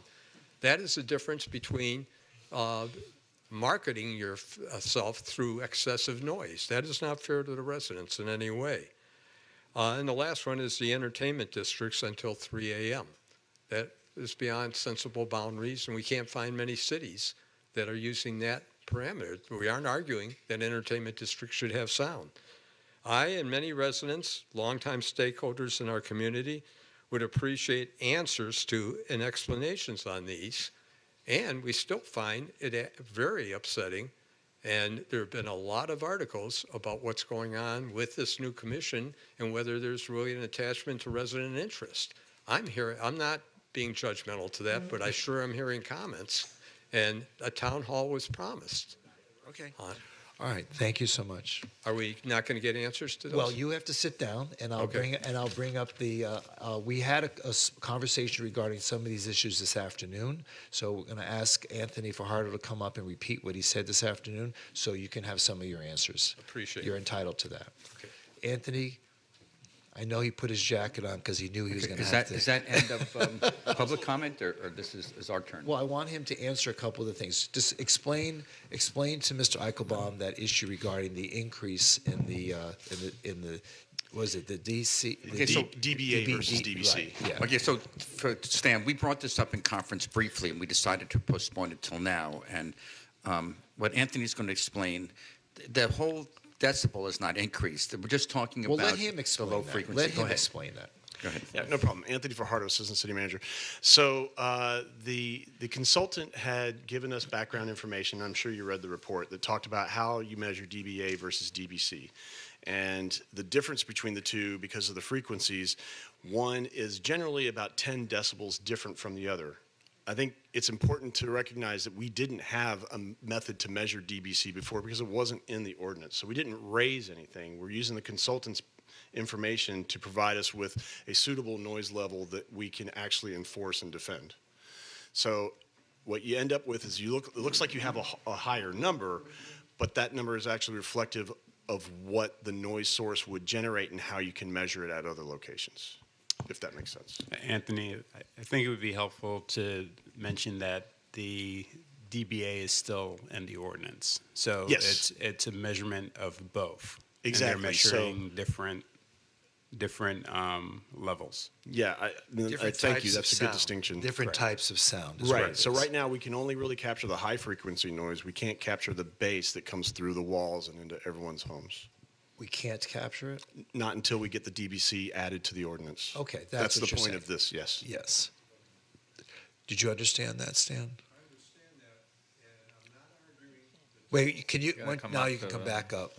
Now, Mayor, the distinction that, at least what I heard Mr. Eichelbaum state, is that we've raised the level, but the level has not been raised for DBA, and that's what I wanted to clarify. Right, that hasn't been raised, and we never had a DBC level. Correct. Before. And so the DBC levels are higher than the DBA levels, but it does not change how we measure DBA. It's apples and oranges Correct. is the way I see it. Okay. Not quite, but I mean, it's a good comment, but I mean, I'm not an engineer for damn sure. And I appreciate, I've learned so much about this that I don't want to know. And I still don't know a lot. But I got to say that what I'm understanding is it's well intended. I'm not arguing with that part of it. It doesn't solve a problem. That is a main problem for a resident trying to have quiet in their domicile, a basic right in American law, in all world law. And piercing sound can go through. You're saying the bass is covered if it penetrates in measurement through concrete, but a piercing noise can go very high, much higher, and can penetrate and jolt the person. So, in the measurements. But by piercing, you mean a higher frequency? Can I finish first? Just one What do you second.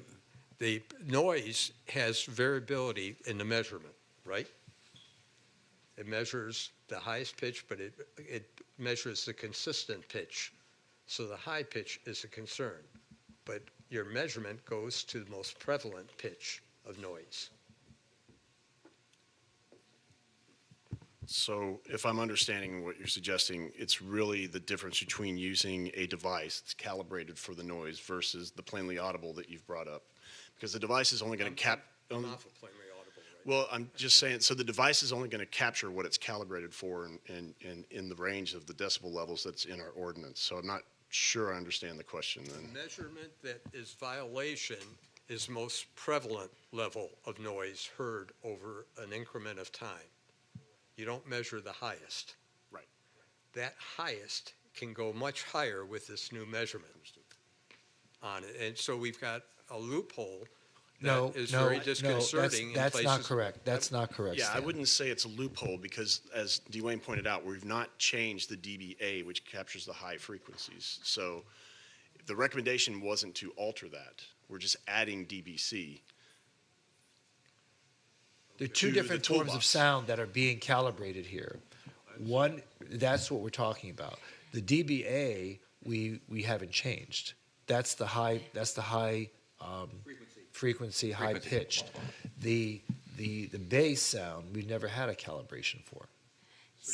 And we're establishing that now. You can't I'm out of my league. you can't conflate the two numbers. They have nothing to do with each other. And clarify that it's a violation of either or. Yes, You don't it's- have to violate both. Correct. If this gets passed, you would have those standards, and that's what the code officer would use. If DBA is not in violation, but DBC is in violation, you have a violation. Same thing in the reverse. Are you coming up to speak, Al, or are you going to the men's room?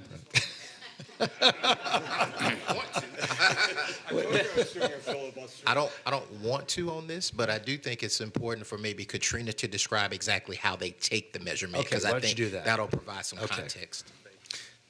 And at some point, if you could talk about, Anthony or guys, when he clearly audible, just where that fits in too. Residential, but we'll come to that. Okay, go ahead. Go ahead and describe exactly how they do it. Oh, the brains! You finally got the brains to speak. Good evening, Katrina Johnson, Code Compliance Manager. Can you pull the mic a little closer to you? For noise readings at a venue, we're going to take 3 readings. From those 3 readings, we're going to input all 3 readings, and if there is one that meets the threshold of a violation, we still cite. So it's 55, 56, and 60. If 60 is over the limit, we're going to still cite. So it's not that we're going to take the lowest measurement. We're going to take all 3 measurements, and if any one of those 3 measurements are over the threshold, they will receive a citation. Okay, that's not the way it felt in the description, but I'll take word for that. That's how we measure. That's how we do it. Rejoice, but I'm still, I guess my only question. Can you speak into the microphone, Stan? For the people on the. I guess my only question is still that issue of the high piercing noises. Is it definitely captured in the original decibel treatment? Yes. Then I cede. Okay. On All right. that issue. No, it's important that we have this be explained to everybody. It That's is. the thing. Okay. All right. FYI, Stan is not talking just, Stan and several members of some of those buildings have spoken to me several times. So it's not just Stan up here. He's representing Oh, I several know. people. They've spoken to me too. Right. They've yelled at me in a high piercing voice. I hope you're called code. Also. Anthony, I have a question. I'm sorry. Go ahead, Pam. Okay. I am asking rather, in regards to, because most of this, what we've been looking at is focusing, like we said, on the entertainment district. When we come in, like Senator Smith has spoken, it's a little different in the community that we are in. How is this going to have bearing on the readings with our area as well? Well, it doesn't really change how the readings are taken. We're just adding that DBC to the toolbox, so to speak. The measurements will be done the same except for the addition of the language where we can take proactive measurements from a different location, but that's in the special entertainment district. Okay. Is the DBC just in the special entertainment or citywide? It's citywide. And proactive enforcement is not just entertainment district? Citywide. Proactive enforcement is citywide also? So like the State Road 84, okay.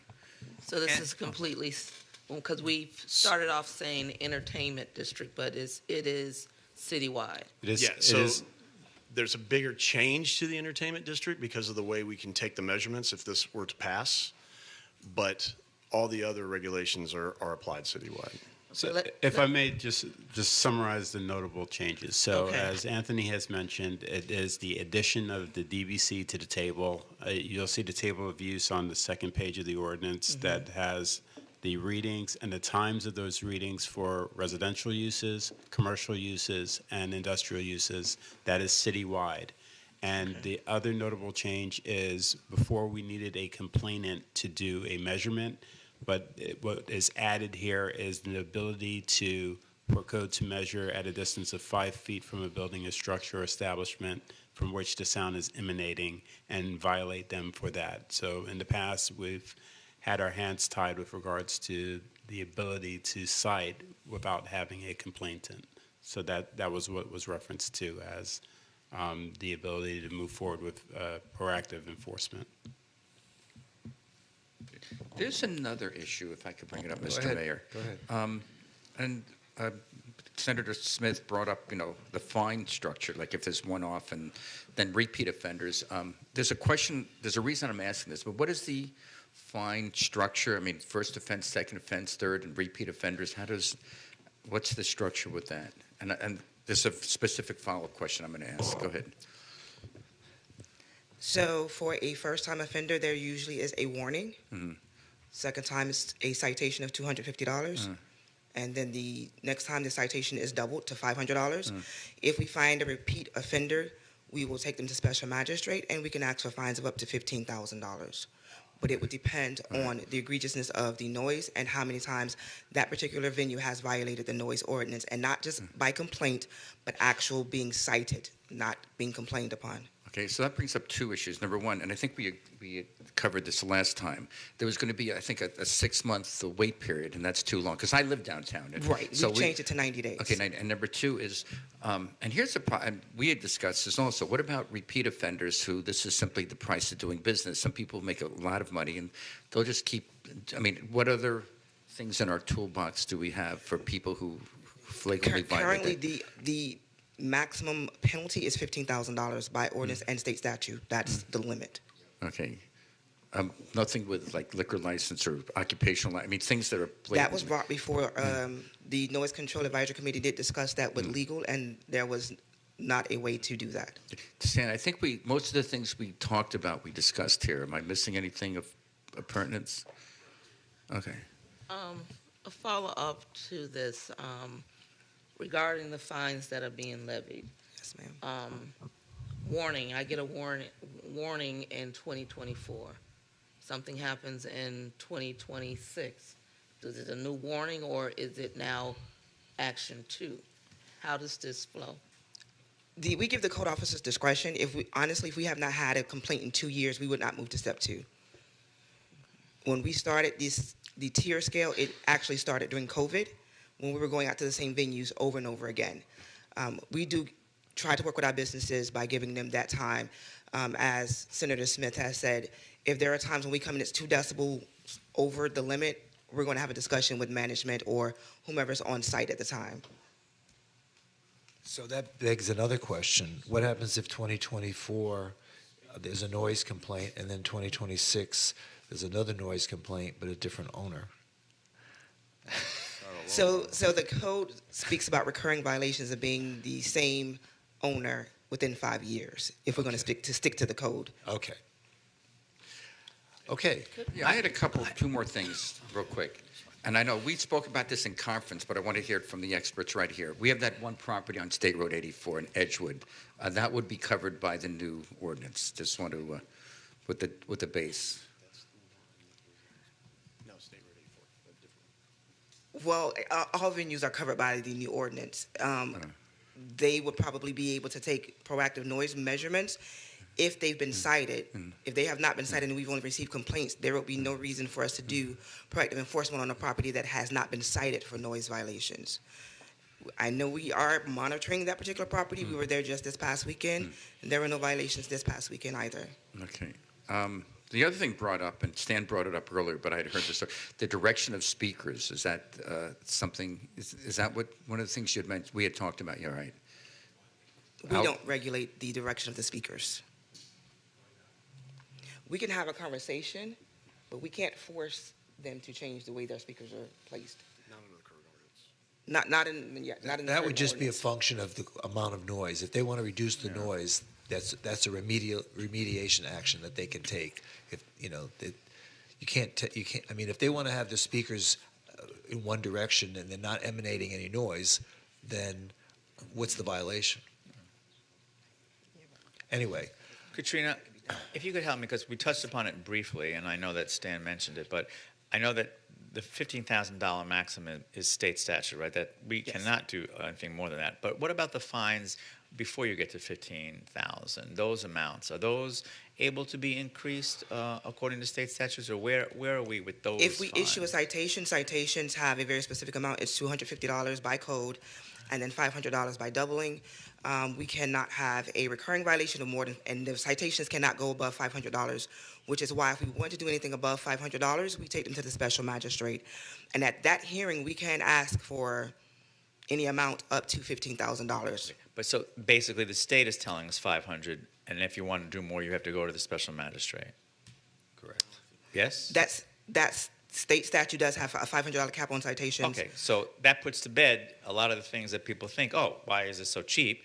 That's the reason, right? Right, but we can take them again. We can take them to special magistrate if it continues to be a nuisance. Correct, but I just wanted to make sure everyone understood why those other dollar amounts are not higher than they are. You are correct. Thank you. So I appreciate that. So let me ask you a question, because staff is recommending something that the committee disagreed with, and I want to have that discussion.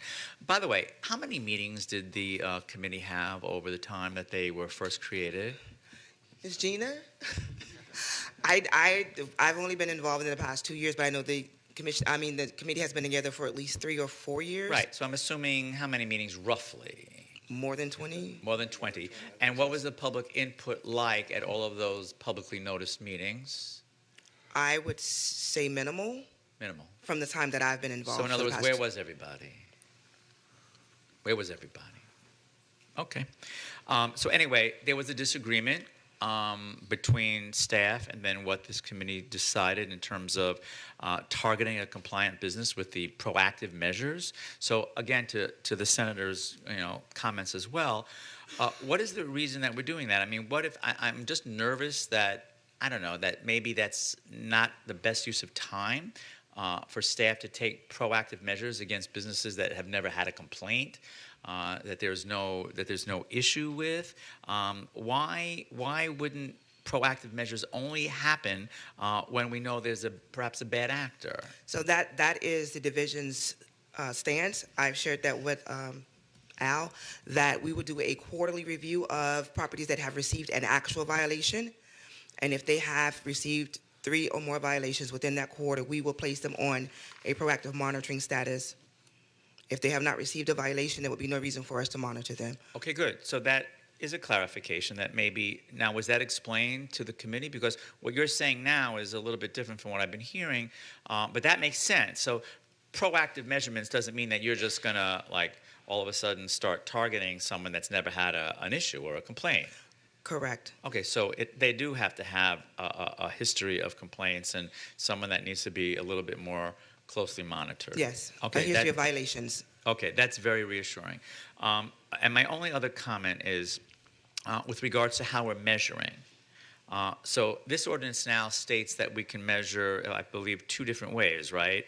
One or the other, in terms of whether it's from the property or whether it's from the complainant, correct? Whether it's whoever's saying there's an issue. That was specific to the special entertainment district, where we could only take the noise measurement 5 feet from the venue.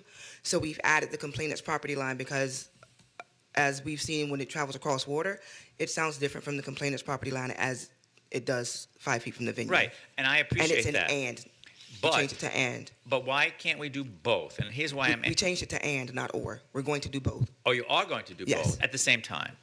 We're going to try to do them both Okay, at well, the that's same time. excellent, because I didn't think it read that way, but I'm happy to hear that because, especially in the entertainment districts, part of, my district that's involved in some of these entertainment districts, maybe it's hard, I think it's hard to pinpoint where exactly that noise is coming from. There are so many businesses that are doing the same thing. So I'm happy to hear that now that is now not either or, it's and both are going to happen. For the special entertainment district, yes. Okay, so those are my issues, and they're very now fully answered, so thank you. Building upon that question, I mean, you're living in a condo, you're downtown, and there's a lot of noise, and you want to make a complaint. I mean, you don't know where it's coming from per se. So you said you're not proactive to the business itself. You can only be proactive when you go out there. Would you need to know if a resident is complaining of excessive noise? Does he have to complain where it's coming from? He might not know which establishment it is. How do you regulate that without being, quote, proactive? Typically, when a neighbor calls in a complaint, they will state this particular venue is creating the noise, and we will go to that venue. Hardly ever do complainants say that they don't know where it's coming from. So if it's a complaint, typically they will tell us the venue they believe it's coming from. If we can verify with a certainty that it is that venue, then we can. If we cannot, then the code officer will state that in his investigation that he was unable to identify which venue was creating the noise. Okay, so here's the quote, proactive. They go to that site and they realize it's not that venue, but it's the venue next door. Now, technically, there was not a code complaint against the next door establishment, but you figured out which one it is. Are you allowed to cite that one without being considered proactive? It would be considered proactive. Are you allowed to cite them? Yes. Okay. According to the new ordinance, if it's passed, then yes, we would. Okay. Okay. I think the senator wanted to. Did you want to say something else? Yes. Yeah. And then we got to wrap this up. I understand. So right now, and I can only speak for my business, if a complaint comes in, the code enforcement officer goes to the property line of the nearest resident and does a reading. And I forget the reading, 6.5 whatever. But now if they come and they're doing 5 feet from the building, that's going to make it tougher because right now, so now if they're 5 feet from the building, that 6.5 is going to be easy to hit instead of me bothering residents, which are a good 100 feet away, 100 yards away. So that's a concern. When you're closer to the building, you're actually lowering the amount of sound as compared to, am I truly bothering a resident? So I don't know how that's handled.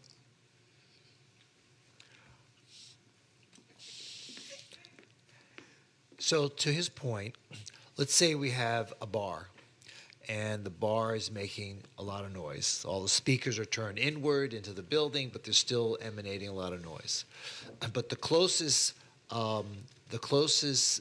residence, we'll say residence, is say 200 feet away, and the decibel reading at 5 feet from the property line of the bar is twice as much as what it is if you're at the property line of the residence. What are we enforcing there?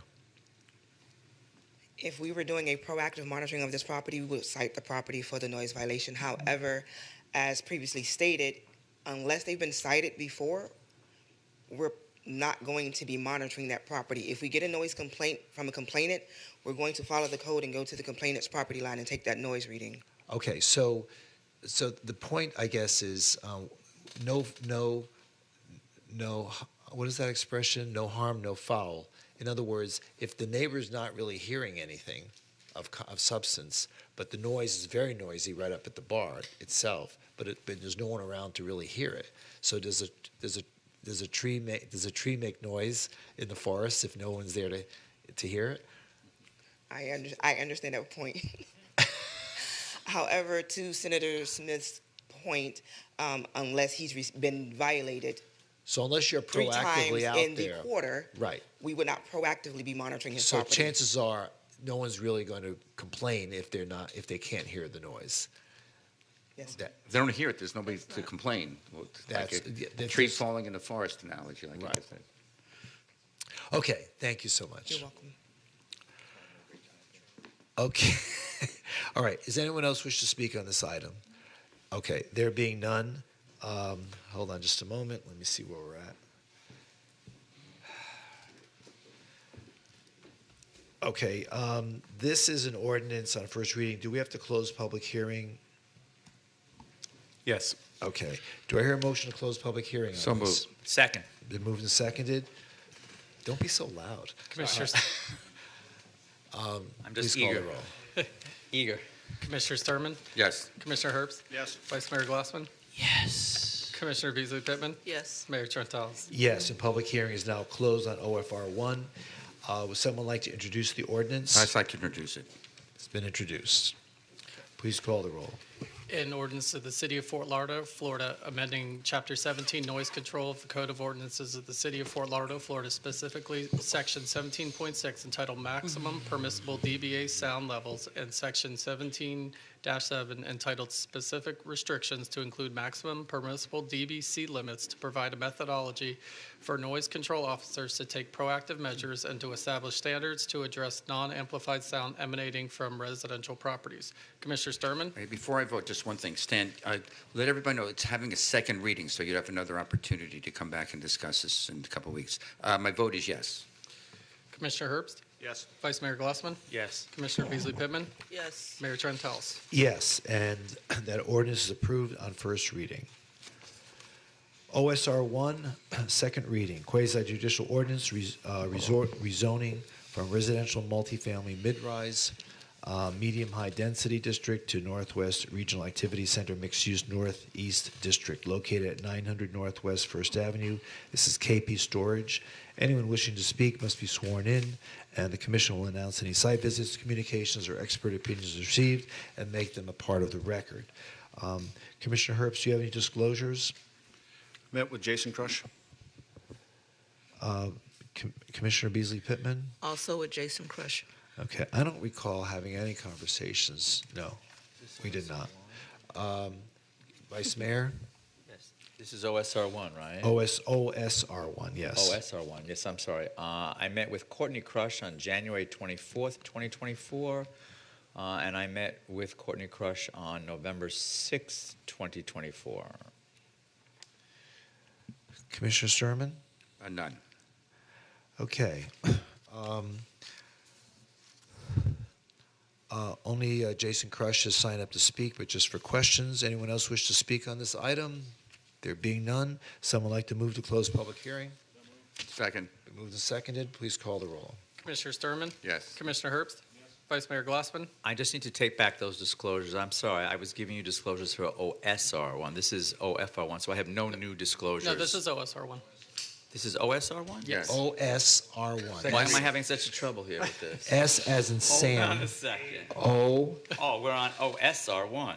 Yes. Okay, good. Then I'm going to keep those You disclosures. stand by your previous comment. I do. Thank you. I Okay. apologize for the confusion. Okay, no problem.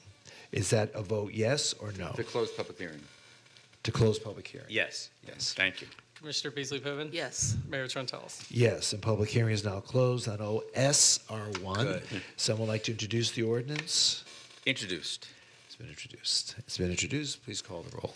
An ordinance amending section 47-1.6.b of the City of Fort Lauderdale, Florida Unified Land Development Regulations through the revision of the official zoning map of the City of Fort Lauderdale and Schedule A revised compilation attached thereto and by reference made a part thereof, so as to rezone from residential multifamily mid-rise, medium-high density, and exclusive use parking districts to Northwest Regional Activity Center mixed-use Northeast District, all of lots 25, 26, 27, 28, and 29, Block 10 progress according to the plat thereof as recorded in Plat Book 2, page 18 of the Public Records of Dade County, Florida, located north of Northwest 9th Street, east of Northwest 2nd Avenue, west of North Andrews Avenue, and south of West Sunrise Boulevard, all said lands being the City of Fort Lauderdale, Broward County, Florida. Commissioner Sturman? Could you repeat that? No, yeah, yes. Commissioner Herbst? Yes. Vice Mayor Glassman? Yes. Commissioner Beasley Pittman? Yes. Mayor Trentalis? Yes, and OSR 1 is now approved on second reading. We have one walk-on resolution. This is regarding accepting the results of the election. Everyone has received a copy of it. Anyone have any questions with regard to it? There being none, someone like to introduce the resolution? Introduced. It's like a choir. That's pretty quick. Quick before we change our minds. Please call the roll. A resolution of the City Commission of the City of Fort Lauderdale, Florida, accepting the certificate of the Broward County Canvassing Board and declaring the results of the 2024 regular municipal election held on November 5th, 2024, declaring that Dean Trentalis is elected to the office of mayor, that John C. Herbst is elected to the office of City Commissioner for District 1, that Stephen Glassman is elected to the office of City Commissioner for District 2, that Pamela Beasley Pittman is elected to the office of City Commissioner for District 3, and that Ben Sorensen is elected to the office of City Commissioner for District 4 of the City of Fort Lauderdale, Florida, providing for an effective date. Commissioner Sturman? Yes. Commissioner Herbst? Yes. Vice Mayor Glassman? Yes. Commissioner Beasley Pittman? Yes. Mayor Trentalis? Yes, and that resolution is now approved. Madam City Manager, is there any further business of the commission? Nothing for me. Mr. Spence, you have any further business? Nothing, sir. Okay. Anyone else have any further business? Meeting concluded. Thank you very much, everybody.